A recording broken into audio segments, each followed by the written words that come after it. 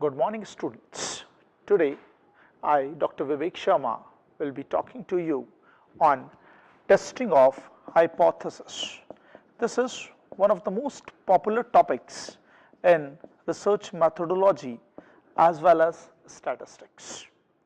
Before going in the application of what hypothesis is all about, we will simply in a very brief talk about what is statistics is all about and where it is linked with research methodology. In research methodology, we are trying to come up with some particular conclusion or inference based on some quantitative data. And so, when you talk about statistics can broadly be classified as descriptive statistics and inferential statistics. So, descriptive statistics comprises of all those quantitative tools like arithmetic mean, median, measures of dispersion like standard deviation, where we are trying to describe any data which we have collected during the research process. On the other hand, the inferential statistics, as the name suggests, is very much talking about the particular inference which can be drawn from a quantitative data collected during the process of research. This inferential statistics itself comprises of what you term as estimation, and the second is hypothesis testing. Estimation, as the name suggests, is trying to estimate about any particular quantitative data. Any particular industry, taking an example, will want to know what will be the average size of shoes which are to be applied, or any data which can be used in research methodology helping us to estimate the population of tigers in India in 2026. These all can be used as the various examples of estimation. But today we will be more concentrating on what hypothesis testing is all about. And here also I will be restricting myself only to the process of hypothesis testing. So, hypothesis testing comprises of 4 basic steps. The first step is stating a hypothesis. So, what do you mean when it comes to stating a hypothesis? Hypothesis, when it comes to definition, there are again different views by various thinkers, but the most basic definition can be it is a quantitative statement, or to be more precise, it is an assumption. Now, when you are trying to talk about that it is an assumption, then how it is to be written and how it turns out to be different from any research objective. When it comes to stating a hypothesis, technically, if we talk about in statistics terms perspective, hypothesis should always be stated what you term as a null hypothesis, and the name suggests it is a neutral hypothesis, because the basic assumption in any research is that the researcher should be unbiased, or from the very starting point when he is taking an assumption, he should not be biased to any particular site. And so we start with a very neutral statement which we term as null hypothesis. Again, taking an example, all of you have joined an MBA institute. So after going for a particular competitive exam, it may be CAT, CMAT, or whatever exam you have cleared. When you want to join a particular institute, you generally go for researching on which is the best institute to go for. So you can start with a very basic hypothesis that institute A is equal to institute B. So this is what is a null hypothesis, that institute A and institute B are having no difference. So technically H0 is the way null hypothesis is represented. Quantitatively we can write institute A is equal to institute B, but if you want to write it in a statement form, it will be written as there is no significant difference between institute A and institute B. This is what is termed as a null hypothesis. Now, along with a null hypothesis, there is always stated one more hypothesis which is known as alternate hypothesis. This alternate hypothesis is always written as H1 or HA, and it is always stated just reverse of null hypothesis. So it is very much clear that if a null hypothesis is rejected, alternate will be accepted, and if alternate hypothesis is rejected, null hypothesis will be accepted. Generally, we test the null hypothesis. So in this case, the alternate hypothesis can be institute A is not equal to institute B. This again itself, that institute A is not equal to institute B, comprises either institute A is better than institute B or institute B is better than institute A.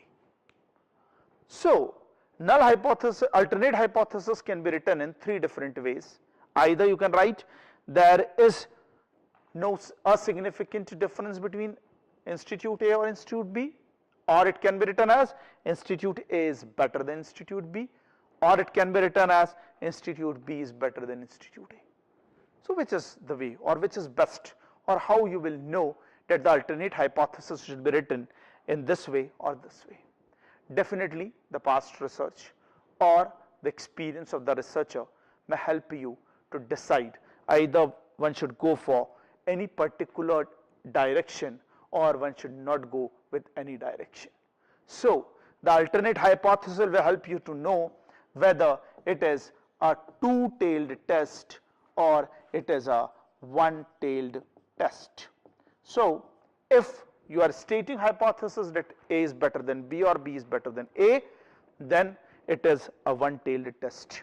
On the other hand, if the alternative hypothesis is stated as that institute B and institute A are not equal, then you are writing about a two-tailed test. So the alternate hypothesis is helping you to state whether a test is a one-tailed test or a two-tailed test.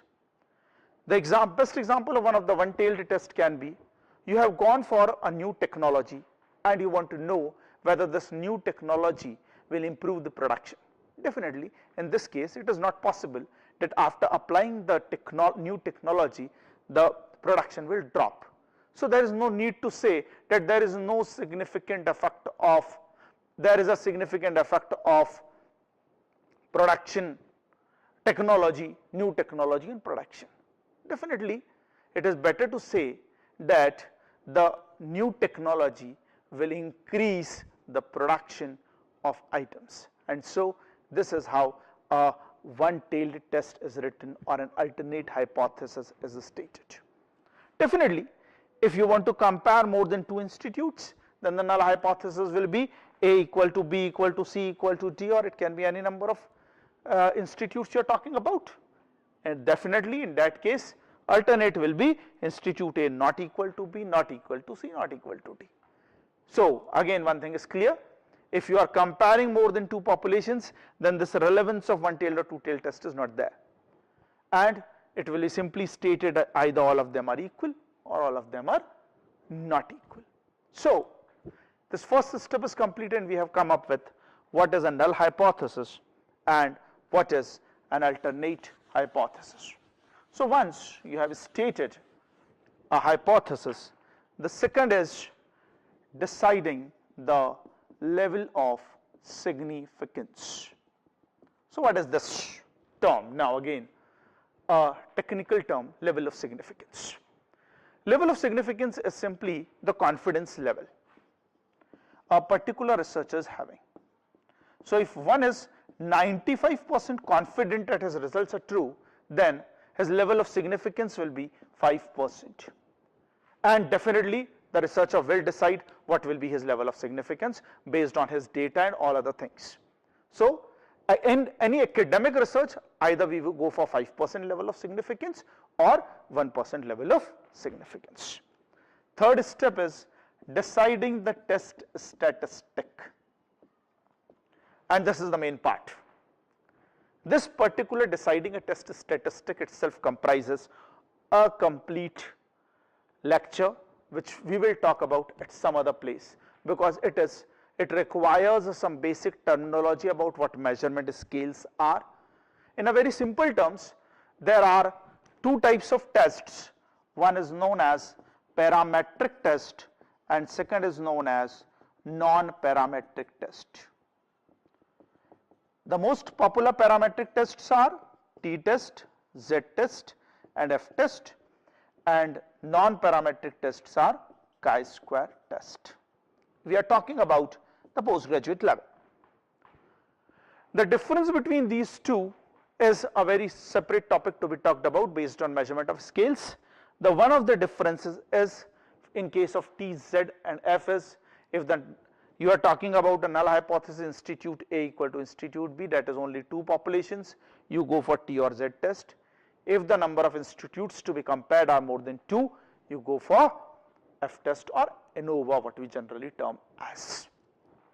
And non-parametric tests are distribution free tests where we are not knowing about the particular distribution of the population. So now once what you have done, you have stated a hypothesis, you have decided a level of significance, you have come up with a particular test which you are going to apply based on the data collected through in any particular research. You go for some calculations based on which test you have applied, and once you have gone through this particular process, you come up with what is known as a calculated value. This calculated value is come up from the quantitative data which you have collected and the particular analysis applied based on which test you have gone for. So the last step is drawing conclusions. So drawing conclusions simply means you have to ultimately state whether the null hypothesis which you have stated is rejected and technically not rejected, more popular accepted, what we say. So what you have to do is you compare the critical value. If the critical value is more than the calculated value, the hypothesis is not rejected. That is, critical value is the table value obtained from the various statistical tables available. You compare it with the calculated value which you had calculated, and not rejected simply means that the institute A is equal to institute B. On the other hand, if the critical value is less than calculated value, your hypothesis is rejected. That is, there is a significant difference between the two institutes under consideration. So null hypothesis has this particular process of hypothesis testing very clearly states whether the hypothesis is rejected and accepted and what is the reason. Nowadays, with popular softwares like SPSS, this particular process of comparing the calculated value with the critical value is much not talked about. In SPSS, there is a term which is known as p-value or the significance value, and it is compared with the level of significance which you have decided. So if for example your level of significance is 5%, then you compare p-value with 0.05, and if p is less than 0.05, there is a significant difference between the two populations into consideration. So when we are talking about hypothesis testing, in a very brief general outline, I have just tried to cover up the basic introduction to what it is all about. Definitely at some other place we will be talking about what measurement scales are, so that it will be better possible for us to talk about this test statistic part in detail, and we will also talk about the errors much popularly known as type 1 and type 2 error in hypothesis testing at some other place in some other lecture. Thank you.